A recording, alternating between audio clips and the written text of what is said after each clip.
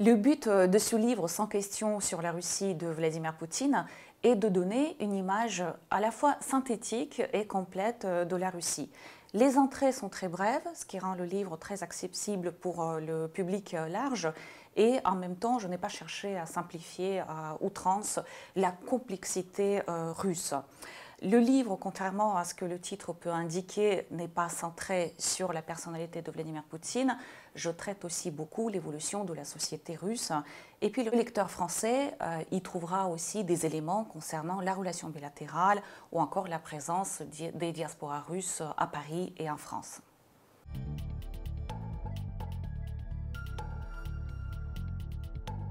La surprise de ces élections présidentielles de 18 mars est assez limitée. On sait que Vladimir Poutine gagnera ces élections haut la main.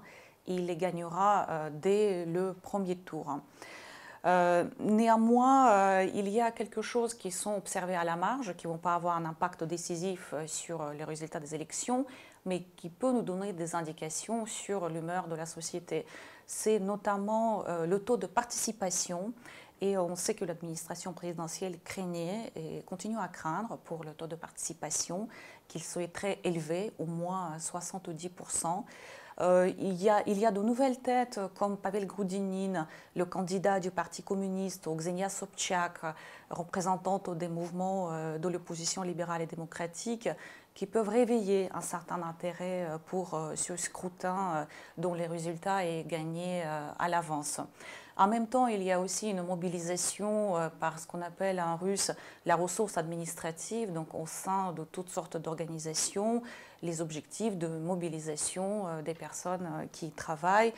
Pour les jeunes, il y aura de petits concours qui pourraient les attirer dans les bureaux de vote, comme par exemple le concours des selfies. Et on sait qu'il y a aussi des référendums d'intérêt local ou régional qui se préparent dans certaines régions, dans certaines municipalités, qui pourraient aussi inciter les électeurs à venir dans les bureaux de vote.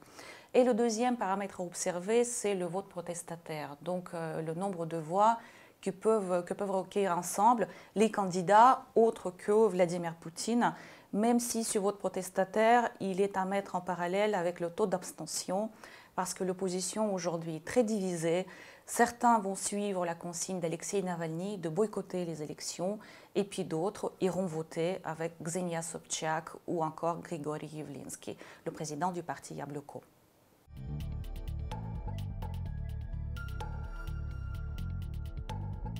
Les objectifs implicites de ce quatrième mandat de Vladimir Poutine sont assez clairs. C'est d'assurer la stabilité politique du régime, évidemment l'intégrité territoriale du pays, mais aussi préserver les acquis que la Russie a pu se constituer pendant le troisième mandat de Vladimir Poutine sur la scène internationale. En revanche, on a un peu plus de mal à voir quels pourraient être les grands objectifs, un fil conducteur, mobilisateur pour l'électorat pour ce quatrième mandat. Les questions économiques, le bien-être, la prospérité, la Russie, l'économie russe ne se porte pas trop mal compte tenu des circonstances de la crise économique de 2014 et des sanctions.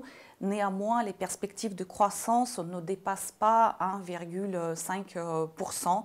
Et on voit mal d'où pourrait venir une croissance plus importante dont la Russie a besoin pour se développer et pour se moderniser. Est-ce que la stabilité sociale et la stabilité politique pourraient être l'enjeu qui mobilise l'électorat pendant tout ce mandat ? En partie, oui. La société russe, on sait qu'elle ne souhaite pas de bouleversement majeur. Elle ne souhaite pas suivre l'exemple de l'Ukraine. Et en même temps, pour certaines couches de la société, cette stabilité sociale et politique signifie aujourd'hui un certain verrouillage de l'espace politique et aussi la conservation des inégalités sociales. On se pose la question sur la politique étrangère. Sera-t-elle aussi musclée pendant le quatrième mandat de Vladimir Poutine? Il est très clair que la Russie ne reviendra pas sur les acquis en matière de politique étrangère.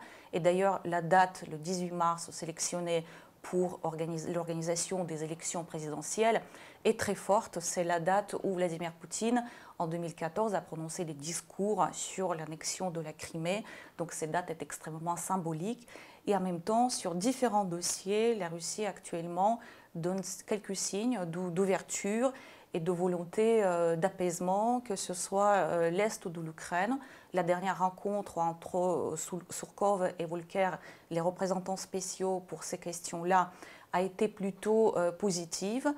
En Syrie, Vladimir Poutine a annoncé la victoire sur les djihadistes et le retrait des forces russes. Et je vois mal sur quel autre sujet la Russie pourrait vouloir rouvrir un dossier de confrontation avec l'Occident. Donc cela reste à observer. Et puis la grande question qui reste en ligne de mire, c'est le 2024, l'année où Vladimir Poutine achèvera son 4e mandat. Et toute la question de la succession, de la réorganisation du pouvoir, d'une réforme constitutionnelle éventuelle reste aujourd'hui ouverte.